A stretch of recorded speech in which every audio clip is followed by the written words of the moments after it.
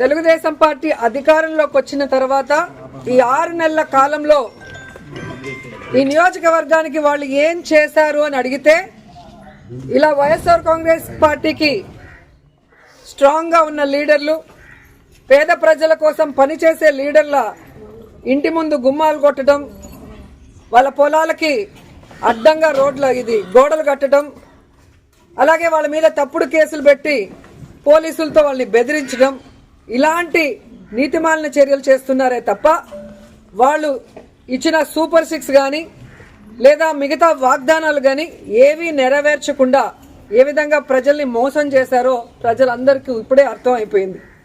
కానీ దురదృష్టం ఏంటంటే ఈ పంచాయతీలో తాగే నీళ్ల దగ్గర నుంచి ప్రజలకి అన్ని అందుబాటులోకి తీసుకొచ్చే సచివాలయం, ఆర్బీకే సెంటర్ అన్నీ కూడా ఇక్కడ లీడర్లు వాళ్ళ ల్యాండ్ ఇచ్చి కట్టించి ప్రజలకు అన్ని అందుబాటులోకి తీసుకొచ్చారు.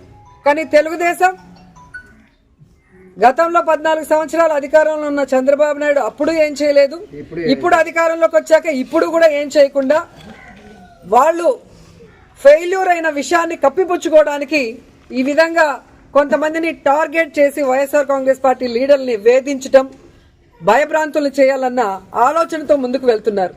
వాళ్ళు అర్థం చేసుకోవాల్సింది ఒక్కటే, మా నాయకుడు జగన్మోహన్ రెడ్డి గారు భయం అనేది ఆయన బ్లడ్లో లేదు. ఆయన వెనక పనిచేస్తున్న మేమందరం కూడా జగనన్న సైనికులుగా ముందుకు వెళ్తున్నాం. ఎవరికి భయపడే పరిస్థితి లేదు. ఎందుకంటే వైఎస్ఆర్ కాంగ్రెస్ పార్టీలో మేము ఎవరు తప్పు చేయలేదు. 5 ఏళ్లు కూడా ప్రజలకి మంచే చేశాం, నియోజకవర్గాలన్నీ అభివృద్ధి చేశాం. ఈరోజు మీరు మోసంతో అధికారంలోకి వచ్చారు, ఈవీఎంలు మ్యానిపులేట్ చేసి వచ్చారు, ఏ విధంగా సూపర్ 6లు అంటూ ప్రజల్ని మోసం చేసి వచ్చారు. మీరు సిగ్గుపడాలి, మేము సిగ్గుపడాల్సిన అవసరం లేదు. కానీ ఈరోజు టీడీపీ వాళ్ళని హెచ్చరిస్తున్నాం, ఇలాంటి పనికిమాలిన కార్యక్రమాలు మరొకసారి చేస్తే సహించేది లేదు.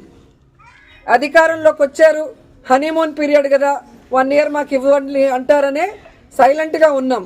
కానీ రోజు రోజుకి నీతిమాలిన రాజకీయాలు మీరు ఎక్కువ చేస్తున్నారు కాబట్టి ఇక సహించేది లేదు. మేము మా వాళ్ళకి ఎవరికి ప్రాబ్లం చేసినా కూడా ఒక యూనిటీగా మిమ్మల్ని ఎదుర్కొంటామని కూడా ఈ సందర్భంగా తెలియజేసుకుంటున్నాం. ఎందుకంటే గ్రామాల్లో తెలుగుదేశం పార్టీ నాయకులకి ప్రజల్లో గౌరవం లేదు, అభిమానం లేదు కాబట్టే ఈరోజు సీఎల్ని, ఎంఆర్ఓల్ని, ఎంపీడీఓల్ని బెదిరించుకొని వాళ్ళని పంపించి ఇలాంటి నీతిమాలిన చర్యలు చేస్తున్నారు. అసలు ఎంత సిగ్గుచేటంటే మున్సిపాలిటీల్లో రోడ్ల మీదకి వచ్చేస్తుంటే వాటిని ఎవరు కొట్టరు. రోడ్ ఎక్కడుంది, ఇల్లు ఎక్కడుంది, ఇంటి ముందున్న దాన్ని కొట్టేసి కొట్టడానికి నోటీసు పాత డేట్లో నిన్నే కొట్టారు అంటే ఆఫీసర్లు కూడా ఎంత దిగజారిపోయారు అనేది ఇక్కడ అర్థమవుతుంది. సో ఆఫీసర్లను కూడా హెచ్చరిస్తున్నా, ఇదే విధంగా కనుక మీరు తెలుగుదేశం పార్టీ చెప్పింది ప్రెషర్ అని చెప్పి పనికి మాలిన పనులు చేస్తే మీ మీద హరాస్మెంట్ కేసులు, ప్రైవేట్ కేసులు వేస్తాము. ప్రతి ఒక్కటి మా దగ్గర మీ మాట్లాడింది, మీరు ఇక్కడికి వచ్చి మీరు బిహేవ్ చేసింది, మీరు ఆ నోటీస్ అతికిచ్చిన డేట్ టైం అన్నీ కూడా మా దగ్గర ఉన్నాయి.